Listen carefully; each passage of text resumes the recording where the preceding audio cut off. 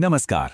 चलिए आज सीधे लोकतंत्र की जड़ों तक चलते हैं, उस जगह पर जहां असली शक्ति कागजों से निकलकर लोगों के हाथों में आती है। जी हां, हम बात कर रहे हैं ग्राम सभा की, मतलब गांव के अपने लोकतंत्र की। अच्छा, एक सीधे सवाल से शुरू करते हैं। सोचिए, गांव में सड़क कब बनेगी या फिर सरकारी योजना का लाभ असल में किससे मिलना चाहिए? इन सब बातों का फैसला आखिर लेता कौन है? कोई नेता, कोई अफसर? नहीं, इसका जवाब है गांव के लोग खुद। और बस यही है ग्राम सभा की असली ताकत। तो सबसे पहला सवाल मन में यही आता है कि भाई ये ग्राम सभा आखिर है क्या? ये कोई सरकारी दफ्तर नहीं है और ना ही कुछ गिने चुने लोगों की कोई कमेटी। ये तो कुछ और ही है, कुछ ज्यादा बुनियादी। अगर बिल्कुल सीधे शब्दों में कहें तो ग्राम सभा मतलब गांव की अपनी संसद। और इसका सदस्य कौन? हर वो इंसान जिसका नाम गांव की वोटर लिस्ट में है। आप, हम, सब। यही तो पंचायती राज व्यवस्था की आत्मा है, जहां गांव के लोग किसी प्रतिनिधि को नहीं चुनते, बल्कि वो खुद ही सरकार होते हैं। और पता है, यही बात इसे सबसे खास बनाती है। ये कोई चुनी हुई संस्था नहीं है। अगर किसी का वोट है तो वो इसका सदस्य है। सिंपल।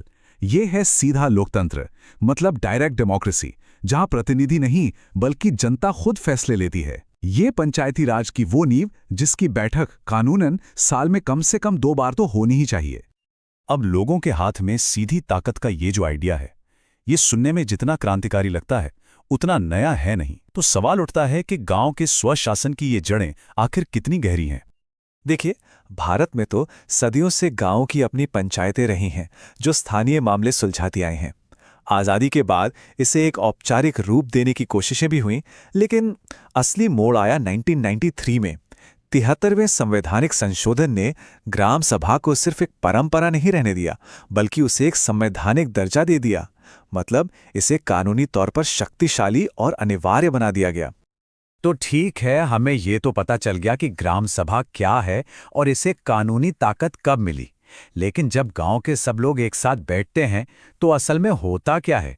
उनके पास क्या शक्तियां हैं? करते क्या है वो? यहाँ गांव के लोग मिलकर अपनी समस्याओं पर बहस करते हैं। पानी चाहिए, स्कूल की मरम्मत होनी है या फिर स्वास्थ्य केंद्र की जरूरत है। फिर गांव के विकास के लिए जो भी योजनाएं बनती हैं उन्हें यहीं से मंजूरी मिलती है। यही सभा तय करती है कि सरकारी योजनाओं का असली हकदार कौन है, ताकि मदद सही लोगों तक पहुंचे। और सबसे बड़ी ताकत, सोशल ऑडिट। इसका मतलब है खर्च हुए हर एक रुपये का हिसाब मांगना और अधिकारियों को सीधे सीधे जवाबदेह ठहराना। तो ये सारे काम मिलकर एक बड़े सवाल का जवाब देते हैं। आखिर इस पूरी व्यवस्था का मकसद क्या है? ये किसके लिए है और इसका असली उद्देश्य क्या है? ये ना शासन के तरीके में एक बहुत बड़ा एक बुनियादी बदलाव है। अब तक क्या होता था कि फैसले टॉप डाउन यानी ऊपर से आते थे, जहां दूर बैठे अफसर गांव के लिए निर्णय लेते थे। लेकिन ग्राम सभा बॉटम अप मॉडल है, मतलब फैसले नीचे से लिए जाते हैं, गांव के लोगों द्वारा खुद। इसी को कहते हैं सत्ता का असली विकेंद्रीकरण।